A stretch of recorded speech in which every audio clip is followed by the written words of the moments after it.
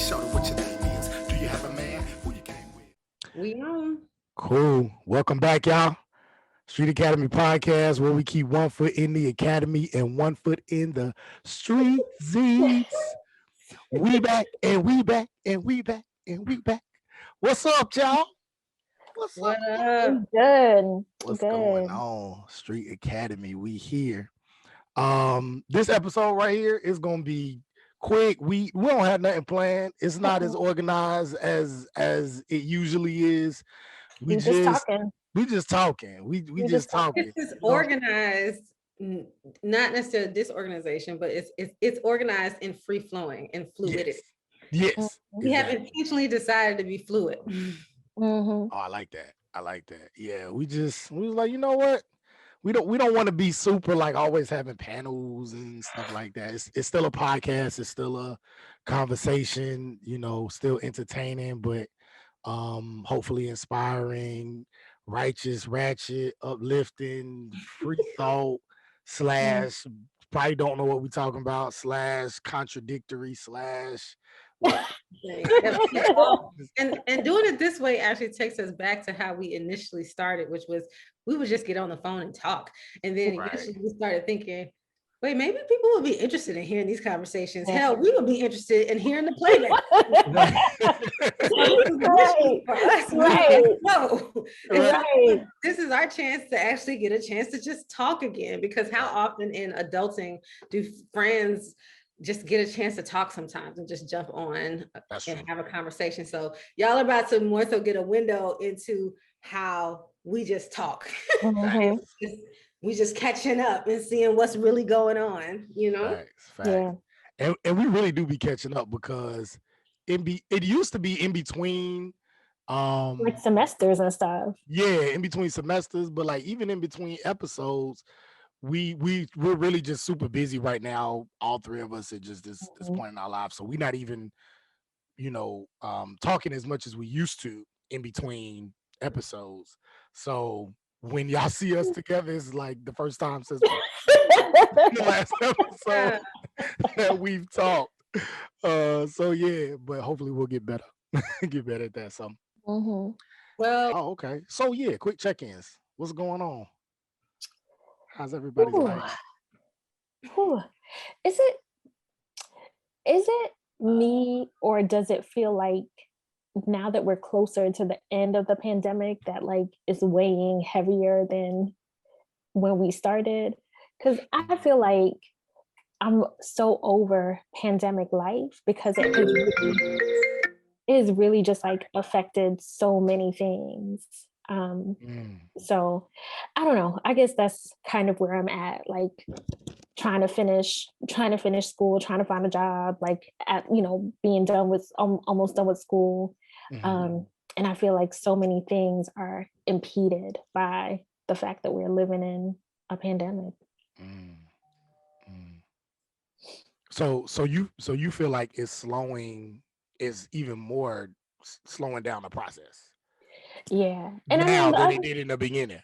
Yeah. And then of course, like the other thing is trying to plan a wedding that, got postponed for the pandemic. But even now it's like, how am I supposed to plan for a world that's closed? I'm just so over it.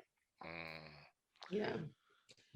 Well, my quick check-in will piggyback off of that. I just feel like, I don't know, like the last few weeks for me have just been super challenging. And I'll just say that my personal question for the week, and you'll understand what kind of week I was having and what kind of thoughts I was having. My personal question for the week was, how do I buy my soul back? For me, I just was thinking about, and the first question, like when I mentioned it to like a few people, they'll say, well, who bought it? Like, who has it? I'm like, all of the isms of the world, capitalism, racism, sexism, all of it, religion. It's just like they seem to have owned it and given it a direction to go in.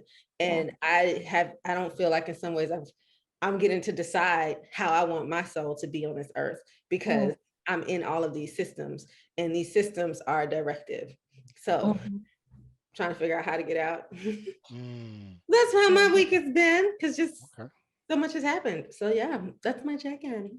Yeah. Cool. It sounds like you're just longing for freedom to be, freedom to decide. Oh, I like that. That's Kind of heavy. What about you, John? Something a little lighter, or have you been thinking about food, cotton candy? I don't know, something. No, but the Off the Georgia Dome is a lot lighter though. But in terms of a check-in, my week was really busy. I had a very, very intense week. I had past couple of weeks have been, I'm trying to expand some things in my professional life and career. And so I had I had the most intense interview I've ever had. Ooh. It was like 3 days of it was back to back, like literally. I've been on interviews before, even like got flued out to interviews and stuff. And if you're in academia, it's typically like 1 day or something like that, where it's just, it's intense for that 1 day. But this was like 3 days back to back. It was over Zoom, but it was still super intense. Yeah. After it was over, with like the last hour, my voice was gone. I was like, it was weird. It had weighed on my body. So after it was finally over, I just had to decompress. I couldn't think about. I was just listening to stand-up comedy, anything that could just take my mind off of anything, of some real depth. I was turning to any ratchet podcast I could think of that just wasn't talking about nothing and was just listening to it for hours because it was just really, really heavy. And so it was that and a couple of other things I had going on in my, in my schedule that I had to take care of. So I used this weekend to kind of unwind from that. And I finally got back in the gym and, was able to go for a walk yesterday and do some things that just kind of unwind from the past 2 weeks. It was it was a lot. Yeah. Those are the check-ins. I want to hear more about this interview, but we could probably talk about that. Oh yeah. We can talk about that later for sure. All right. What's next, Amber? Is it Off the Georgia Dome? It's Off the Georgia Dome. Typically, it's Off the Georgia Dome about the topic of the day, and the topic of the day is free flowing. So, I guess we could just throw out like what's some things we want to talk about that's on our minds right now. Listen, you said podcast, and it made me remember a time that I just finished. I kind of binged this podcast of called Mommy Doomsday, and I'm always looking for new podcasts. I love a good like podcast series. The same way like you like binge watch a show or whatever. Like I love a good like we start in here, like we end in here podcast. And I think it's because I got into podcasts by listening to the first season of Serial. That was like the very first podcast I listened to, and I was like, whoa, like it was like a true crime podcast. And so I was so into it. And so I've been trying to like find podcasts that were similar to that. And I just finished that one and it was wild. Absolutely wild. It was everything I needed it to be. Just like crime, white nonsense, like craziness. It was great. Mommy Doomsday. Okay. Because I got it. So I guess it's like a series of some kind of storyline or something. It is. It's I want to say either 6 episodes, maybe 8 episodes. But it's about 2 kids that went missing. Okay. And they were trying to find these kids and it looped back to the mom. And once they like started to track the mom, they figured out that there were all these like suspicious incidents like connected to her. Like husbands that had died that were seemingly of natural causes. But then once you started to tie things together, it was like, okay, was it really natural causes that like all these husbands were dying and like these big insurance payouts from the deaths and stuff like that? And so the episode just kind of tracked like, where are the kids? Like we still don't know where the kids are until like the very last episode.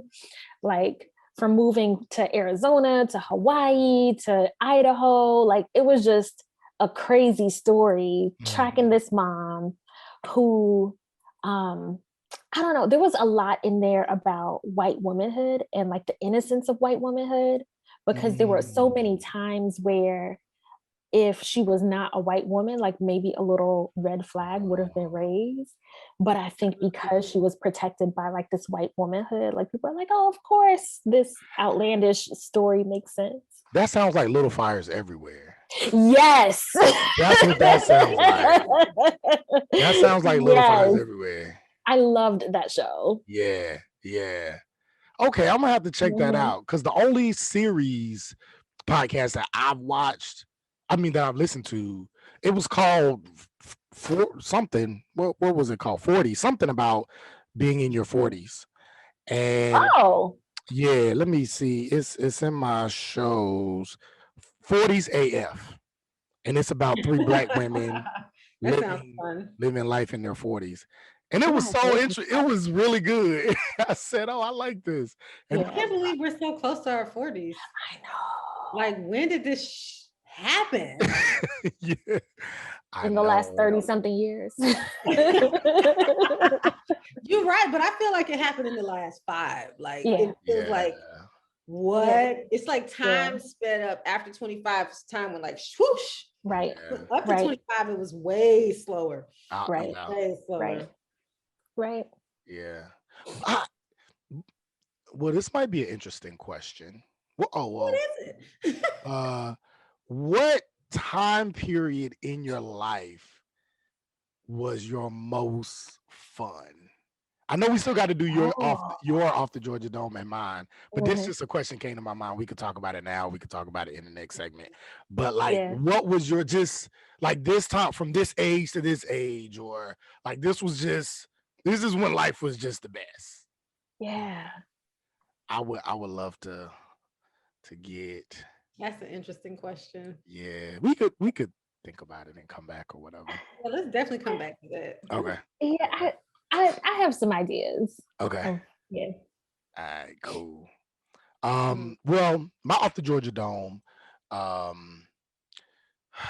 I've been wanting to say this for like 2 episodes, y'all. I told them like 2 episodes ago, but I could never find a good place to fit it in. And I say the Most High must be saying, don't talk about it now. Wait. Now, oh Lord. The Most High is saying it's okay. Well, I'm ready. I'm nervous because if you talk about like dipping cookies in juice or something like that again, dude. Okay. All right. Let's go. No. Or about friends.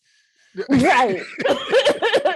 If y'all following me, I reposted that on our page. We got the most comments off of that. I was off of that tense conversation. I almost had to unfollow you, like reliving that moment. And you know what? Because of that, I watched Living Single this morning. I did. It was on VH1, and it was so funny. It was so good. Yes, and it had Black people in it, right? Yeah, we welcome you back.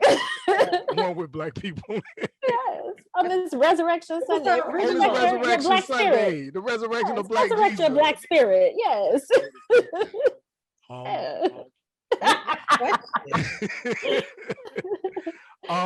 But no. So I want to make this assertion, and I feel like I want to write a paper on this. Like I really do. Give it to us. You ready? This is my thesis statement. Okay. The Isley Brothers is the greatest musical group of all time. And I think it's important. I think it's important that we because when I thought about it, and I watched something that mentioned this, the Isley Brothers has had hits and has been relevant from the 1950s to the 2010s.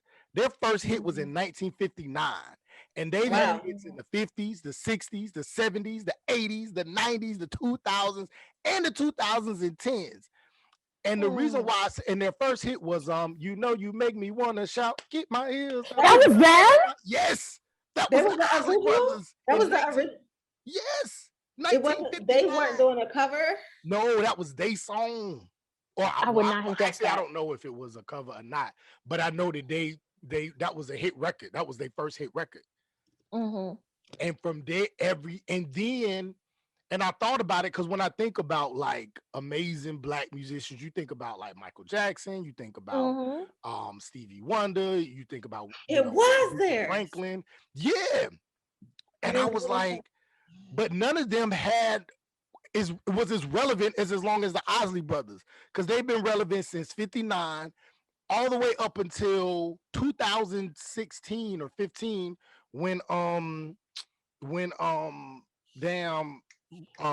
Kendrick Lamar released To Pimp a Butterfly, and Ronald Isley was all over that album. See, and not to mention, maybe that's why they're underrated all the way till how sampled they are. And yes, they are so sampled. People don't even know that they're not listening to original music. Like it's like all Isley Brother tracks. I'm like, I don't know of another, even Stevie Wonder, and I love Stevie Wonder. Stevie Wonder's like my top artist of all time. But he's not a group, you know. We're talking about groups, Well, group, but I would even say, even if you talk about single artists, I don't know of any artist or group that is as relevant, because Stevie Wonder ain't nobody. I mean, I don't like, he was on the recent Big Sean album, but I don't really hear people like collaborating, like newer relevant artists collaborating with. Well, he just put out a song last year. Yeah, they put out music, but they not like, he's not like on Kendrick Lamar's album, which was like incredible, like had all this awards, and like I think that album got one less award than Thriller, and Ronald Isley was highly influential in the whole album. So I'm talking about just that level of relevance. I didn't even realize, because we typically talking about Beyonce or Michael Jackson, or like Stevie Wonder or all these other people, and I'm like, the Isley Brothers, they don't get enough respect. They don't. I don't think they do. That's a pretty good argument. I'm on board with that. I feel like your thesis has grounding. I think it can be approved. Yeah. Approved for further explanation. Approved for further explanation. Yeah. So that's been on my Georgia Dome. Let's see. On my Georgia Dome, me and some friends we were in our Instagram chat talking about, everybody knows that Derek Jackson foolishness, and that junk. Yo, for a second, I just got sucked in, because I was like, this is crazy. Yeah. And his wife, and just how like crazy that is. And then all of the just receipts. And it's just like, yo. And so in our other group chat, it reminds me of just like how much responsibility do celebrities, influencers, all these people have, like how much responsibility they have for, like people's trust or what people believe. I don't even know. It's just interesting. And I just, part of me wants to unpack that question about like, what do we feel like celebrities should, even though I don't like to use the word should, be responsible for or be accountable for, because a lot of people were saying like, oh man, he's just some internet person, like chill on it. And yet you also kind of think like, but he's probably damaged a lot of folks. And then it's just when people feel betrayed in mass or feel deceived in mass, that something happens. Nobody likes to be deceived, period. And it makes you not trust people as much. And then that can have like dominoes effects in your life, but not to blame him for somebody not knowing how to trust people, just to say like, he and a lot of other people become people's mentors, and people really look to them. And what happens when a mentor deceives somebody? And that mentor could be a celebrity or who else, is there responsibility? Is there accountability? That whole, perennial question. But yeah, that was in my head. I thought that was a complete mess.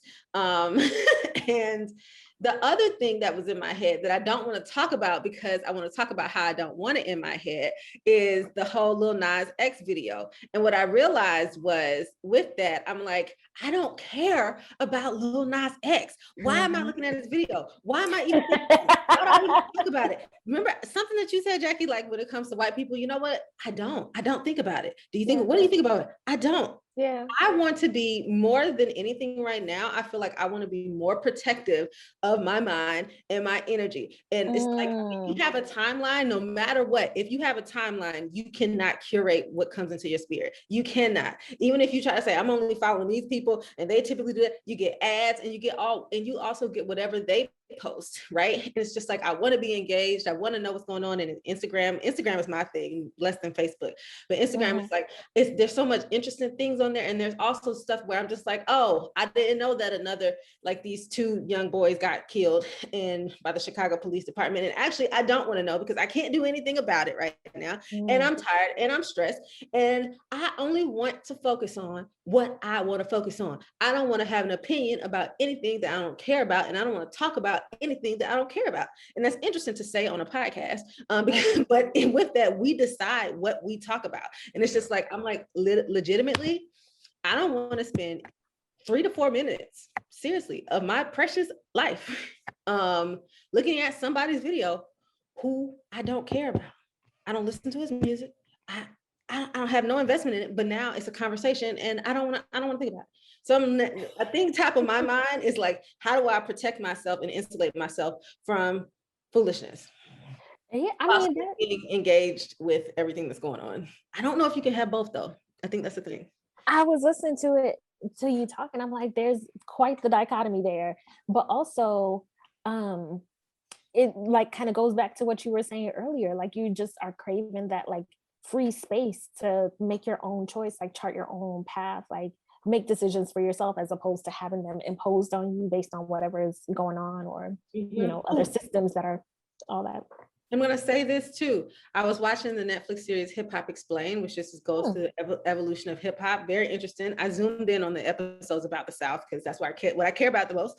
It's just like, yeah, we know the story about Biggie and everybody else. And we get it. I'm like, cool. But I want to hear. I love your Biggie impersonation. Right.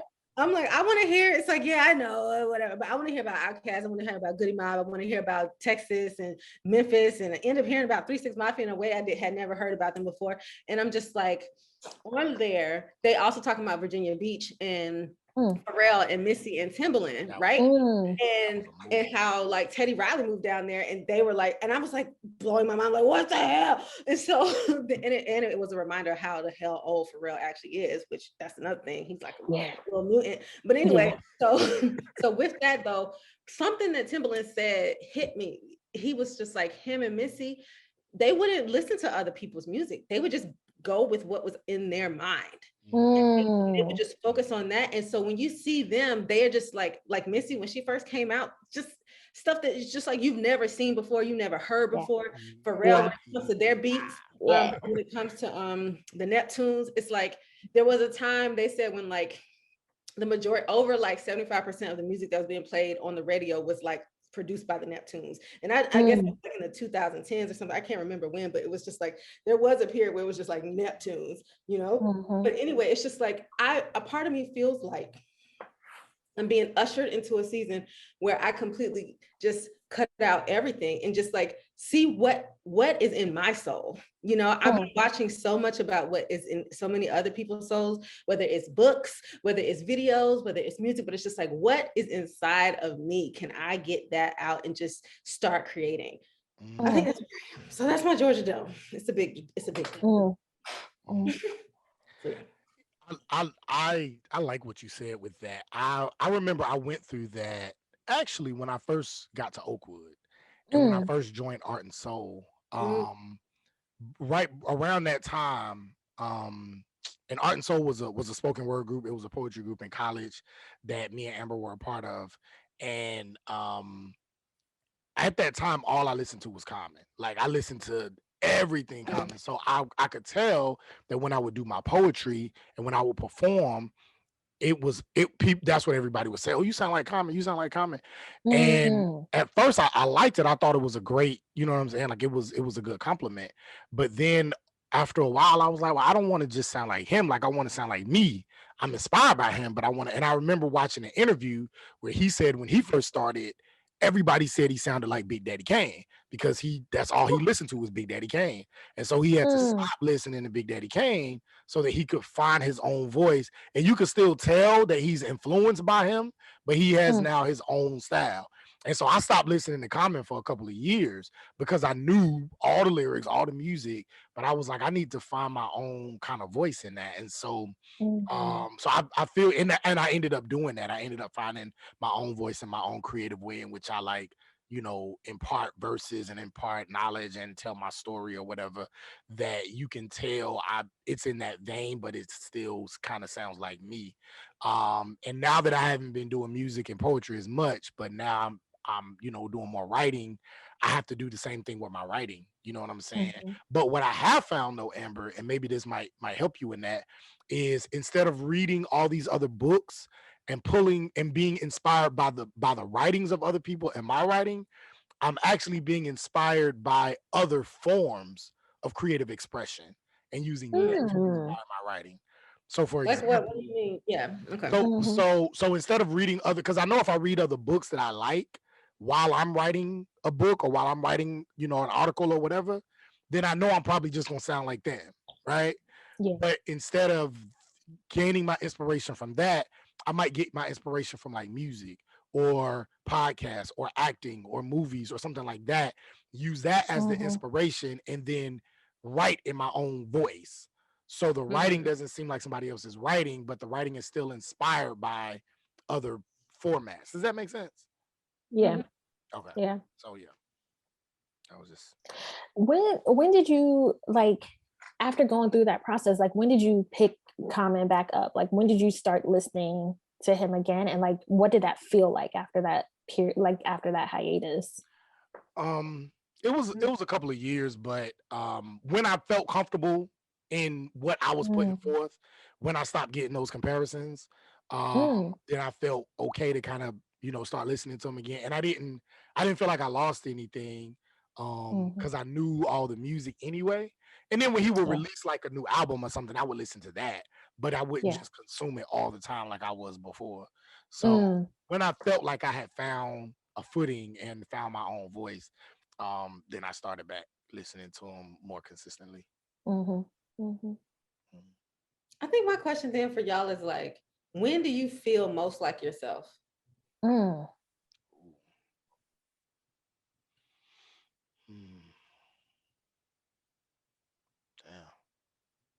that's a good question. Or like, when do you feel truly alive? You know what? I think that maybe this is part of why the pandemic is starting to weigh on me, because I was definitely the person to take multiple vacations a year, in the sense, like, not necessarily on like a whole passport posse type of like angle, but I'm not like, y'all are the creatives, y'all know that I am not the creative, but I feel like my creative juices flow and like that creative spirit within me is like quenched when I am able to like be in other places and get inspiration from just the everyday life that I don't live. So for example, living in Atlanta, if I were to go to LA for a few days, that's like a whole different vibe. Like just the way people move and engage and stuff is completely different. And so I feel like bringing some of that inspiration back with me has been super helpful and inspirational. And I think that's when I feel most like myself, when I'm able to like engage in different ways, which is weird to like, now that I'm saying it, like it sounds weird. But like being able to like engage in a new way almost feels like grounded, because it's like a check against what I am versus, it's like you go through a routine day after day and that routine begins to feel like yourself. And then when that routine is upset and you're put in a new environment, it's like, all right, well, am I different than this routine? Like what's like my like foundation so to speak. And so I think that to me feels really clarified, like mentally clarifying. And I think maybe that's part of the reason why this pandemic has been messing with me, because it's been a really long time since I've been able to have that experience of just like being someplace different. And it's not even, getting on a plane. Like, I love a good day trip. Like, I'll go to like a little small town in Georgia that feels safe for Black people, but like a little small town in Georgia, and like spend a day like taking in nature or like doing stuff that I just don't feel safe and comfortable doing in the midst of a global pandemic. Yeah. So yeah. I actually don't know. I guess that's a good question. I don't think I have a definite answer, but it kind of builds off of what Jackie is saying in that and I do want to push back on something you said, Jackie. I do feel like you're very creative. I feel like the way in which you're able to pull people together, you have a way of organizing people and putting people in the right places and with the right people that I don't see often. Everybody doesn't have that talent, and I think it takes a certain level of creativity to be able to speak certain languages and speak people's languages in various places. You're able to kind of see talent, almost like a talent scout, sort of like you're able to see like a Andre Harrell or a Diddy. Like, Diddy can't rap, Diddy can't sing. You know what I'm saying? He can't do none of that, but he can spot it and he can put and organize it and put people where they need to be. Andre Harrell, God Bless the Dead, same thing. You know what I'm saying? And so I feel like I feel like there's a certain tap into creativity that it takes to be able to do that. So that was one of the things. I have that chance gift in my mind, like that. Gas me up. That's what I'm thinking. Well, I appreciate that. Yeah. I guess I feel most alive when I'm when I'm around people that I enjoy being around, when I'm doing stuff like this podcast or whatever.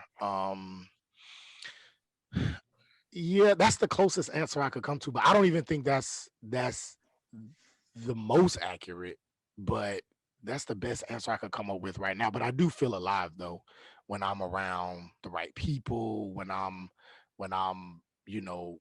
maybe walking in my purpose, which is making change for my people, and when I'm around like-minded individuals who think that way and who feel the same way I feel about it, and we're actually doing something to move forward that kind of change and move forward and advance the cause of liberation for my people. I feel very much alive when I'm participating in that. So And one thing I think about too is like, I thought you were gonna say, when you were saying you want to challenge, I thought you were going to challenge me in the idea of like the fact that we are alive, that means we are alive. And sometimes people would say that we're hoping for too much. It's just like we want some kind of like big experience or something to say that you're alive, when it's just like you can be in the moment. Like every moment is a moment of life. And like, how do you begin to appreciate what might be considered the mundane? It's just like, we're sitting here talking and communicating. How can we just appreciate that rather than expecting something that feels more grand? That's like one critique of that kind of the question, even the framing of my question. And yet I think what I'm trying to, like, one of my, dang it, what was her phrase? It was one of my colleague friends. She was just like, I think you are one of those people who want a dynamic life and you want to feel it and you want to feel it intensely.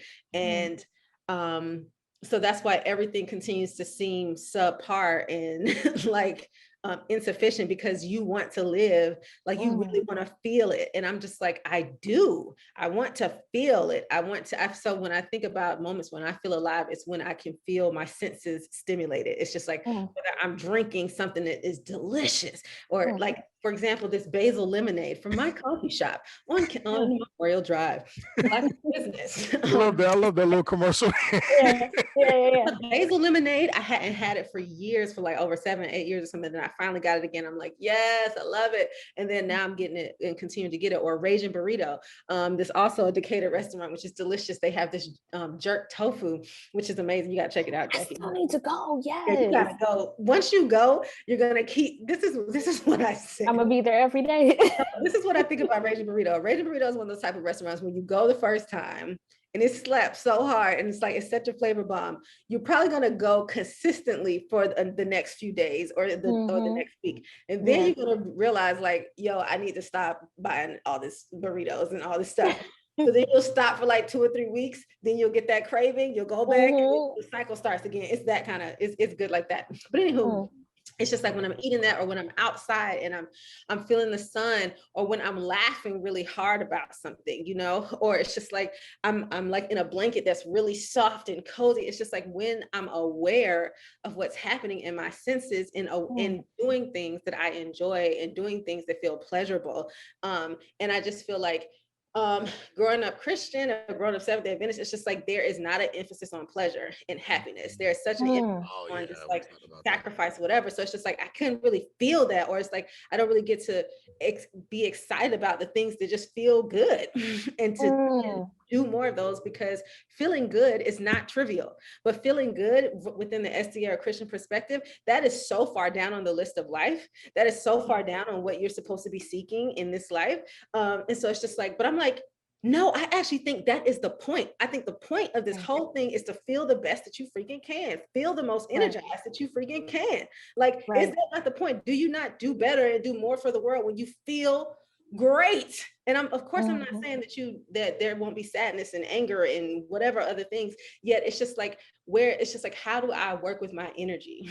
You know, and it brings me to your question, John, of like, when was a time in our lives when we just felt that, when we felt alive? I think that's the same question that you're asking, like, when was that time when you felt like you had the most fun? So let's ask that question. I think, answer that question. For me, I think I'm going to actually go back to Oakwood when I was a freshman and I was I was like, with this creative group and all of us are being super creative. We're just doing our own thing. I'm just like, I was dressing however I wanted to dress. Back then I was dressing like that because I came from an academy and we wore uniforms. And so I had never developed my own personal style before, not to mention that we were also, my family did not have a lot of money. And so because we wore uniforms, I'm not like, exploring my own fashion sense. And then since I don't really have clothes, going to Oakwood was my first time of like trying to like get some stuff together to figure out what do I actually wear 5 days a week. And like, I actually don't know. And so once I started being there, I was exploring fashion a whole lot more. And so I wore a lot more different things. And so I was playing with stuff. I was making clothes. I was painting clothes. Then I was also writing poetry and like, just involved with people, having good conversations, talking, talking with friends. It was just, I felt very alive then. And honestly, in different pockets, I felt alive, but that was a time in my life where I felt very creative and very prolific in my artistry. And that is why I look at it as like a period, just probably like my freshman year was a period that I was just like, or maybe my second semester of my freshman year was a period that I was just like, yo, I feel alive. So yeah. So to you guys, when was that period where you felt alive or that you felt just so fun?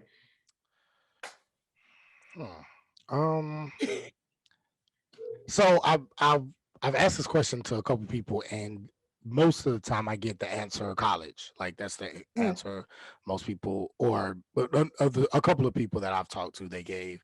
And I thought about that as well. My time at Oakwood, and it was amazing. But I would honestly say for me, it was actually when I first moved to Atlanta. So I was around 22 or 23 when I first moved to Atlanta. And I didn't have a lot of money. I was broke. I didn't have a place to stay. I was staying in my homeboy's mom's basement for a while. And then I was renting, subleasing an apartment downtown for like little to nothing because she worked there. Then I got kicked out and then I was almost homeless. Then my homeboy let me stay in the back of his house. But between like 23 and like 28, man, that was intense. Like my first maybe 5 years here in Atlanta was like insane. Like parties all the time, linking up with Really? people all the time, like very little money. So I don't even know how I'm able to do this stuff. But it was just, Mhm. it's a blur because it was just, all I remember is just laughing a lot. I remember just laughing a lot, Mm. being around a lot of people, doing a lot of things, both legal and illegal. I remember doing like just, I remember it was just, my 20s was just amazing. It was Mm, really fun. And mm, I remember I was still, working on whatever it is I was trying to achieve in life. I remember just really feeling like I was growing into, my manhood and Mm. I don't know, I felt alive. My first 5 years, first 4 or 5 years in Atlanta up until like the latter part of my 20s. Um, yeah, it was just a lot. I just remember being very happy during that time. Mhm. And I was just like, yo, if life is just always like this will be great. Um, yeah, and even the bad times, even the times where there were struggles and there were, I don't know, all kinds of stuff, it was still because I was just around such great people, like the Mm. ideas I had for life and for the world. I just mm, felt like the possibilities was just endless for whatever it is I wanted to be or whatever it is I wanted to do. I was unafraid. I was just, it was great. It was great. It was awesome.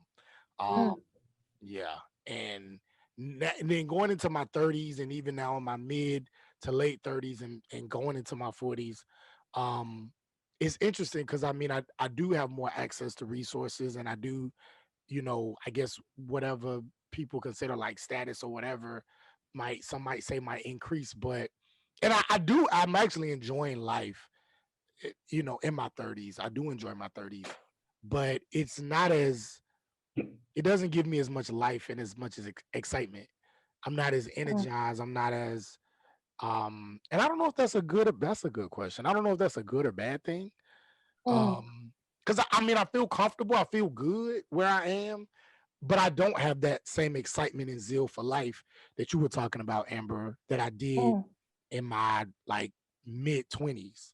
Um, but I do have more at my disposal to be able to kind of do more. I was able to travel more. Yeah. I was able to Yeah. I was able to impact people a lot in my 30s and, mentor a lot of people and all that other kind of stuff. But still at the same time, feel like I still have a long way to go in my own personal journey.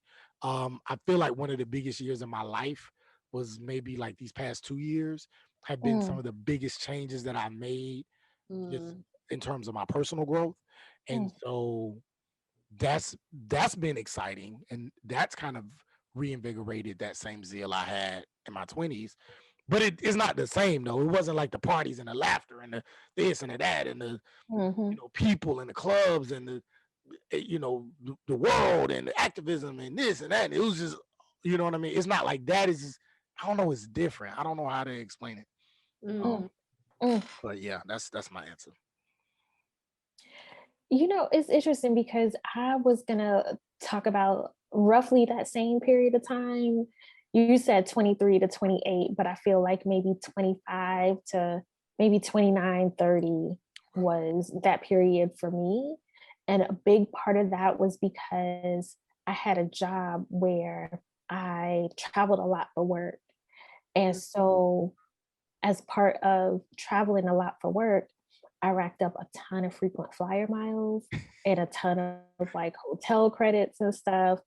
So that meant that I was able to do like personal travel. mm, So for me, like it was cool just to be traveled. Like I would be going to places like in the middle of like Ohio and, be having Amish food Mm, and be that's seeing cool. like Amish people on like horses and buggies. Like that to me was like, okay, like what does this mean? To your earlier question, Amber, like what does this mean for like me as a person, like being in this environment right now? But I was able to um go to Mexico for like almost a week. I think I spent like $100 out of pocket, like Mm, after after like all the hotel credits and flight credits and like all that stuff. Um, and I was able to, just like go to a bunch of different places for little to nothing. And of course, I was working, so I did have some disposable income, but I didn't have to spend a lot of it just because of the way, like, just the nature of the benefits that I got from the job at the time. And just being able to be in so many different places, it felt really freeing to be like, oh, I want to go experience such and such. I want to, see the Grand Canyon. So let me get this ticket, and it's $5 once I pay the taxes. So I'm able to go here, go there, do just like be in a lot of different places. That to me felt really freeing. Like when you think about being like a kid, and some of those like things that you hear, like, as long as you live under my roof, you will obey my rules. And so you feel real restricted, like, and then you're like, man, I can't wait till I'm an adult and I can do whatever I want and go wherever I want. And then for me, that period of time of like 25 to 30 felt like I was able to do just that, like that thing that being a kid and feeling restricted, and being like, I want to be an adult so I can have choice and freedom and do what I want, be where I want. Like that to me felt like that, being really in charge of my own decisions, even as far as like, oh, I want to pick up and go somewhere. So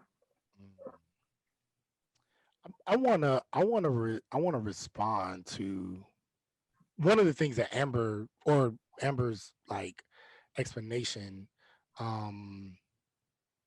It really made me think. I really admire the fact that you find such pleasure, intense pleasure, in very small things.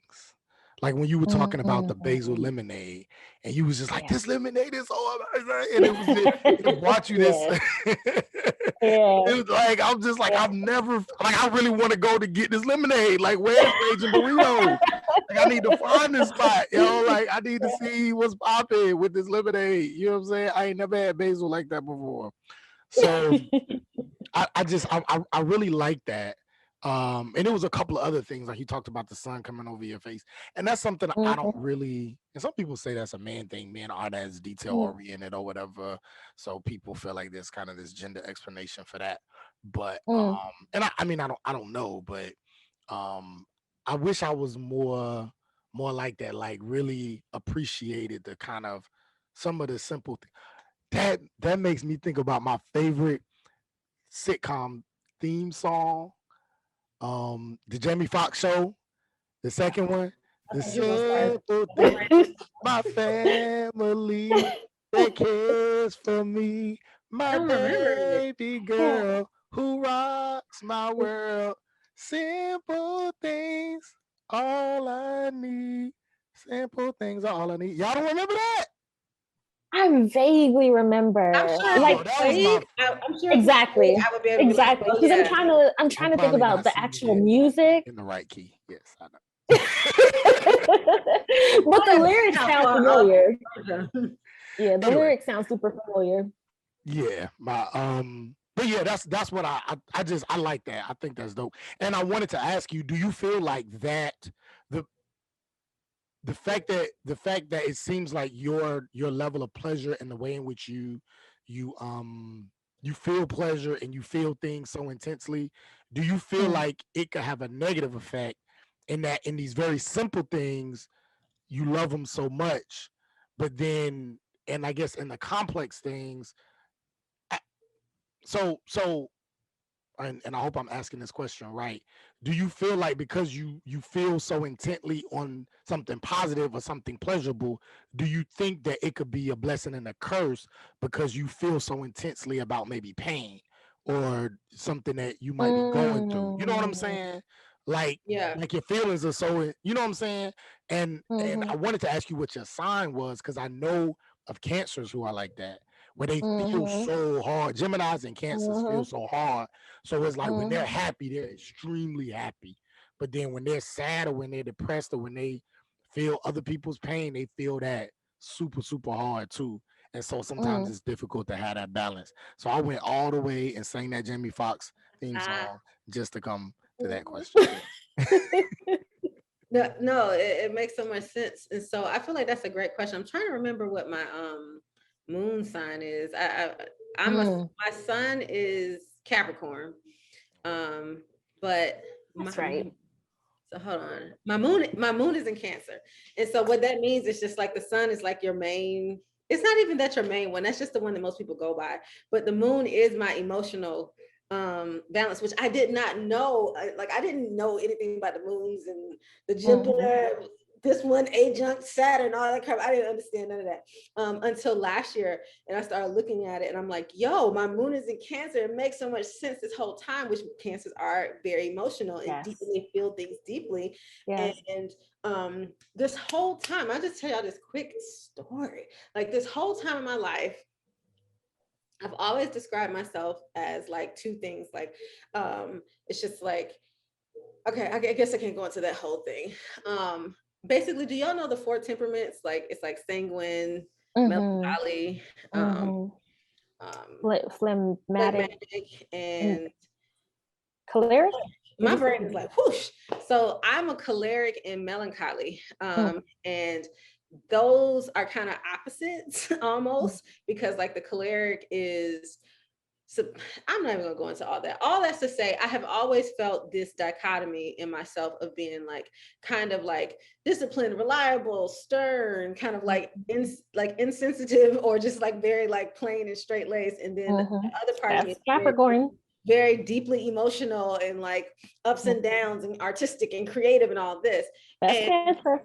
Exactly. And so I always felt that, but for some reason, because I always felt chiefly Capricorn or chiefly choleric, I wasn't giving that emotional side enough credit. And I would always just try to tame those emotions and just try to think like, I don't know why I'm like feeling up and down, or I wasn't able to like step outside of myself and to say, you are a deeply emotional person. Like the reason you're feeling these things is because you feel it very deeply.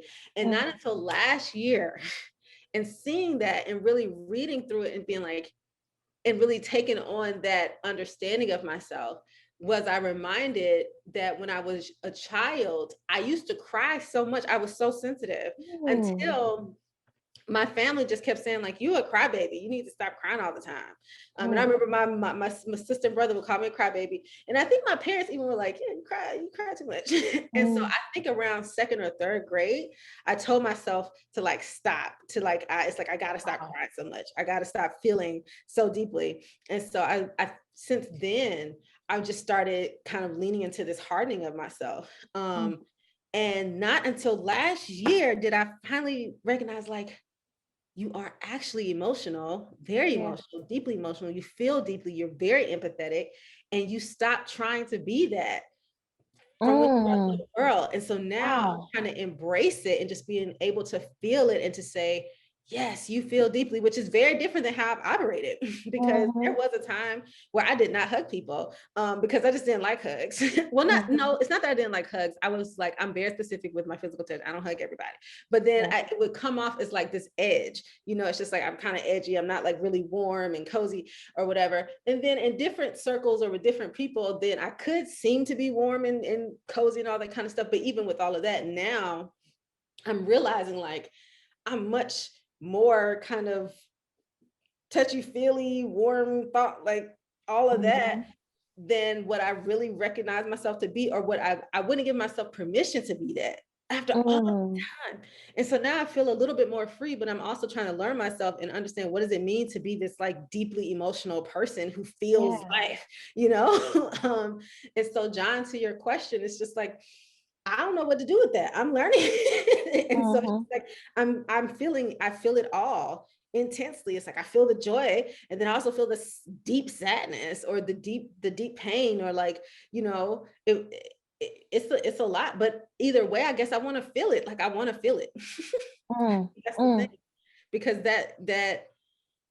and I think for me too, it's just like, the more I experience it, I guess it's like, the more I'll understand how to be it, and not necessarily, I don't want to say manage it, yet maybe the word is manage, but it's just like, the more I can feel life. And so maybe some of those things are what people might call the negative emotions.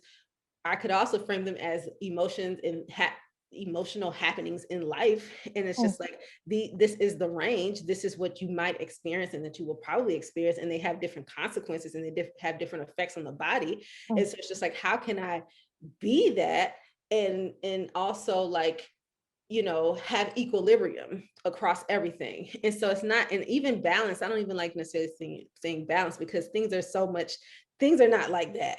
Things are like this, and they're like this at different times. And so it's nothing is the same every single day. So it's not like you need a little bit, it's like every single day, every single moment, you might need something completely different. You need a different cocktail, you know, in every hour. So we all know, like right now we're here on this, in this conversation, this is a different cocktail of things that are happening. And when we go on throughout our day, there's a different cocktail. There's a different amount of energy you might need, a different awareness and attention. And so, and that's what I mean. It's just like being able to feel life and being able to feel the flow and the fluidity and like the ebbs and flows and how things change moment to moment, so that we don't become automatons who are living in routine. And I guess that's what I'm trying to resist. I do not want to be an automaton. Routine is helpful, yet when you look at nature, the degrees aren't exactly the same every single day. There's a season and they kind of fluctuate, right? And it's just like, but in life as human beings, sometimes I feel like we're expected to have like this such a routine that it's supposed to have these specific outputs, and then you have these outputs, and then that connects to this, and then you build a legacy that you don't even get to appreciate necessarily, but you want it for your family, and that's great, I guess. And so, but it's just like, I don't know. I just think it's all, it's a lot. Y'all are looking at me like, do she need You know what's crazy, Amber? Like, you talking about routine made me have like a little bit of a realization. I think it was like something that you said about like the outputs, because I think routinizing something helps grant people freedom. And what I mean by that is that if I live in a capitalist society and someone tells me if I work 14 hours a day, then I can be rich. And I know, like, looking at my family, looking at the history of our people, like, we historically have not had access to capital, have not been rich. Like, that idea of like, all right, well, give me the formula, let me work the formula so I can, you know, get out of this like system. Like, that routine, I think, is a false promise sometimes, but it's attractive because it's like, give me the formula so I can do what needs to be done so that I can get to the freedom. And that's what I meant by when I said, how do I buy my soul back?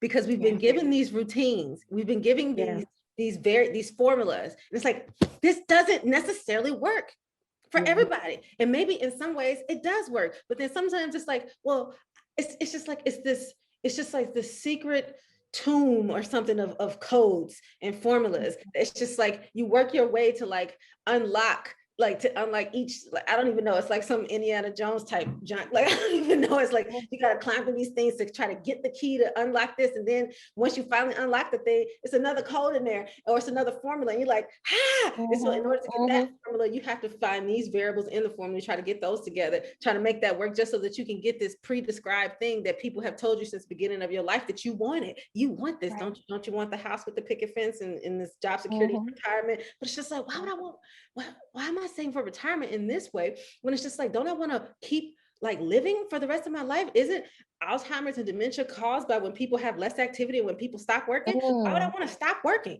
Why would I want to, maybe I don't want to work because I have to, but I want to work because I want to. Well, if you've never learned how to work in a situation that you actually want to do, then of course you hate the idea of working for your whole life, because you have never worked in something that you really enjoy.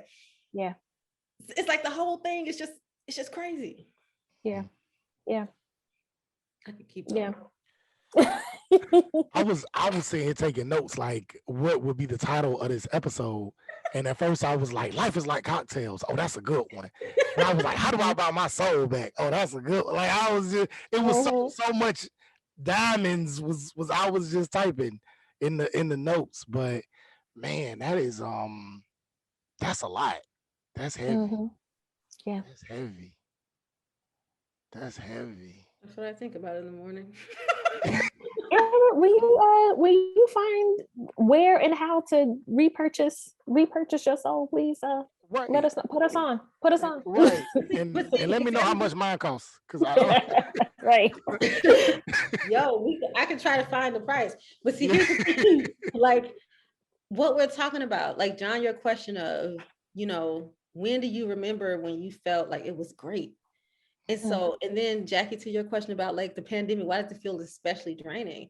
As we've talked about these things, we have been able to surface what actually makes us feel alive. And those things are what, if we do more, if we find our way to do more of it in our lives, that is us taking our soul back from just all of these isms. Because it's just like, I think consistency is necessary. Routine and consistency look very similar. Routine, I'm sure if I had to draw out a continuum or something, I could find like where you get into automation. So it's like, it's probably like, consistency, for us to, gain, have gains in life, we have to be consistent about things. However, with consistency, sometimes it becomes so routine that we don't actually experience the thing that we are being consistent in. And so we then do become more automated. So we're not experiencing life. And that's when it's like, you ever know, like you're driving somewhere, or like say you're driving home and you don't know how you got there. You just arrived. And you're like, who was driving this whole time? I was not here. Right. I don't want that to be my life. I don't want to be like every 5 years be like, I'm 35. I'm 40. It's May. Every time it's a month, it's a new month. Don't you kind of ask like, wait, we're already in April in 2021? Right. How did that happen? Right. You want to be present for your life. I want to be present. You want to know how I got here. I remember, making this move. I remember doing this thing. I remember because I was present, because it was calculated. I meant to do it. You know what I'm saying? And even it was something that, was haphazard, or it was kind of a move of God, I was present in it and I saw it. So yeah. That's deep. I was talking to a friend of mine yesterday about that. Like, there I think there is something beautiful in kind of being on autopilot in certain aspects of your life. If you do have a certain system, a certain routine,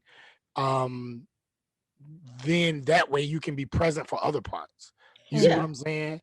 So if this is, and it doesn't mean that you completely forget about it, you still have to revisit it. So maybe like your relationship, like you don't want your relationship to be too routine, but at the same time, you want to be able to get into a space where y'all grooving. So then maybe you can kind of, focus on maybe your career, or focus on building a business, or focus on motherhood or fatherhood, or, whatever, or community service or whatever. But then you still got to make sure, all right, let me make sure I revisit this routine and still, you know what I'm saying? Still feed this system, still maybe even shake it up a little bit or whatever. But I may not have to put so much into it right now, because now I'm able to put something into something else. You know what I'm saying? I agree. And then maybe you got that system going, and maybe you can come back and spend a little bit more time with the relationship, or you see what I'm saying? So I guess I do want to say maybe having some aspects of your life that's routine is okay. Because I think about when we get in the car and we drive, right? We don't remember cranking the car. We don't remember putting it in drive. We don't remember putting our foot on the gas. Right. And we don't really remember none of that. We just do it. You know what I'm saying? It's just natural. And that's okay, but maybe it could be other parts, some parts is cool to be routine so that we can focus more attention on other things, maybe. Yeah, I agree with that. We have reached time. What are our quick takeout boxes? Takeout boxes for this our time together. Being more present and intentional. I think that point, like revisiting, John, when you revisited how much joy Amber finds in being present was a reminder to me to like find the joy in like being present in like the basil lemonades of life. Two things. Takeout box. One is I need to get a job that provides me with frequent flyer miles so that I can visit visit all the places that Dr. Hader has visited. Yeah, man. So yeah, I did. I was like, man, I want that job. I wonder if Posse was hiring or see if your position's still open over there. But then on top of that, life is like cocktails. That sat with me when you were like, because I've been all about balance and the yin and the yang, and you know, and back in the back in the mystery system schools where going into the afterlife, your heart had to balance with all this other kind of stuff to go into the afterlife and all the things we learn in like Egyptology. And you were like, that's a myth. Like life isn't balanced. Like it's like this. It's like a cocktail. I don't know why it's just mixed. It's just all kinds of different things happening. And I was like, maybe I really need to challenge my idea around trying to balance everything in my life. Maybe that doesn't exist, you know. Maybe I should think of it as more of a cocktail, and the happiness is just being lit. You know what I'm saying? Just drunk. That's the point of life. Yeah. Is to get drunk off these cocktails. To have a good my takeout is I'll say two things. One is exactly what John said. I need to find a job or some work for perks, like with some serious perks. What are the perks? That's important. And then also, what are the baseline, like healthcare and like I feel fulfilled or little things like that. And then the second thing is, you know, I want to do some more things that I enjoy, including indulging in some Isley Brothers music. I feel like it's like in honor of the Isleys, I need to just listen to some full albums, because it's like I have listened to like the best of the Isleys. I've listened to I think I've listened to some albums, but not like for real. Like I'm like, I want to listen to their works as projects, because I feel like with the Isleys, I've listened to like one piece here, you know, like different, you know, like compilations. But I'm like, I need to see their projects starting from the 50s, like, and listen to it, because their bass player, oh my God, the guitar, it's what gives me so much life. Like Voyage to Atlantis. Are you kidding me? I can listen to that over and over. I have listened to it. That guitar on it is, to me, you just, granted, I'm not, and this is where I'm not even going to get into the game of comparison necessarily, because I haven't listened to a lot of the other folks, but because of, from what I know, Isleys are the baddest guitars, everything, the bass lines, everything. It's just crazy. And that's what I'm going to go do, because that makes me feel alive when I listen to the Isley Brothers. Oh my gosh. So, what are y'all wearing to the verses? Because tonight is going to be crazy. I know y'all. I don't know. I haven't planned an outfit. I need to go. Listen, Steve Harvey is hosting it. I wish Steve Harvey wasn't. Steve Harvey. But when he start talking about old school music, though, he gets funny. Well, that's because his behind his big old suits and all that kind of stuff, and it's just like he wears the gaiters. It's just like he typifies that, but he gets so much. I don't know. Like I don't trust him. I just don't trust him. I mean, I don't trust him either, but I think he's gonna be entertaining. No, I don't, because of that whole thing with Monique. And I ain't like how he responded to Monique and all of that. I didn't like that. I don't like how he was colluding with 45. Right. That too. Right. I understand that he got money for his for a good reason. I just guess I don't know. And like some of the statements he made, like he don't mind being a coon if he gonna be able to make it.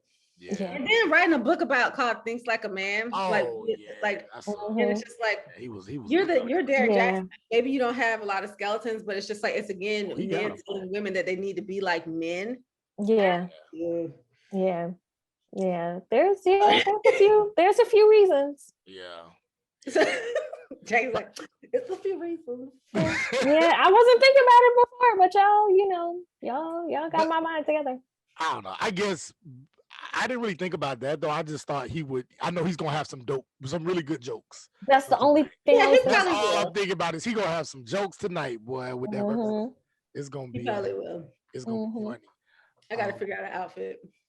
Yeah, I feel like I don't have anything in my closet that will do it justice, but I need a I'm gonna fur have to. coat.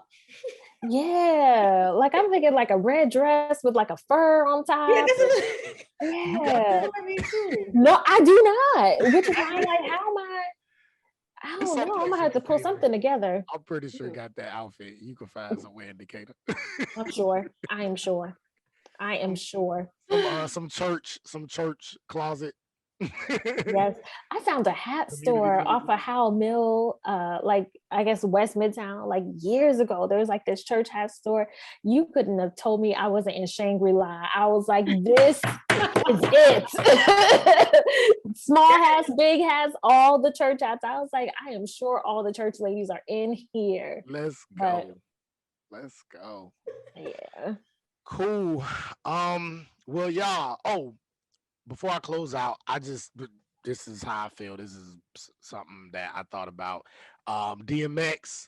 The fact that I think he recently overdosed. Right now, he's on life support. You know, I know he definitely wasn't a perfect person. He's been battling a lot of demons in his life, but for me, I feel like he's really. For me and his art, I could always see him trying to do better, but those strongholds has always just seemed to be super strong on him. But when I would watch his interviews and listen to his music, he was always like trying to break loose and come out of that. So I know for me, you know, I've been really thinking about and praying for that brother and hoping he come through, because he's inspired me a lot, especially some of his recent interviews, one with Talib Kweli and other ones that I could just tell. I'm like, man, he's struggling, man. I just really want him to overcome a lot of those demons. So man, shout out to DMX. Yeah. Prayers of healing. All right. Hey, we did it. It's been another episode, y'all. Street Academy Podcast. This was fun. I like these freestyles. Freestyle, just conversation. Conversations, good stuff. Very nostalgic. Yes. Yo, you can follow us at Street Academy Podcast. We getting more and more followers every time we post. Folks is showing love. We're getting more and more comments. So please subscribe to our YouTube channel, Street Academy Podcast. Follow us on IG at Street Academy Podcast, Twitter, Street Academy 1, Street Academy Podcast 1. I can't remember. You can follow me at J. Paul Grant. Amber, where can they find you? Let's just go with Relearn Anything on Instagram. It'll become something one day. So yeah. Relearn Anything is popping. The new the up and coming greatest IG page is coming through. It's gonna have 5 million, 10 million, 15 million followers next year. It's popping. Let's go. Relearn Anything. Y'all niggas don't know. Happy to be. It's gonna be. Jackie, where can they find you? Jacket Admission on all the things. Jacket Admission, all the things is happening, y'all. Thank y'all for rocking with us. Thank y'all for following us, watching the videos. That first one or the second one that we had, the identity one, part 2. Part 2, that got the most views. That got quite a few views. It was a great show. I honestly, that's been my favorite episode up to this date. Like yeah, that one got a lot of views. So we thank y'all. We appreciate y'all. We slowly but surely we doing our thing. There. We getting there. We now got people watching us. It was in the United States and Germany. Now we got Canada. I just saw our statistics. So shout out to our Canadian followers. Somebody from Africa. I saw somebody with a name I couldn't pronounce, but it looked like it was an African name. Shout out to our followers in the motherland. Yeah. Yes. So we folks are showing love. Street Academy Podcast. We doing our thing. We getting booked. we really not getting booked, but we doing our thing. Though. We will. We doing our thing. All right, y'all. We got things to do, so we got to get out of here. But thank y'all once again for rocking with the Street Academy podcast.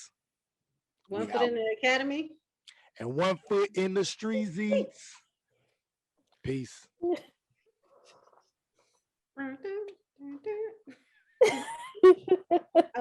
That you know got their feet upon the neck of the haters, the game and the devil like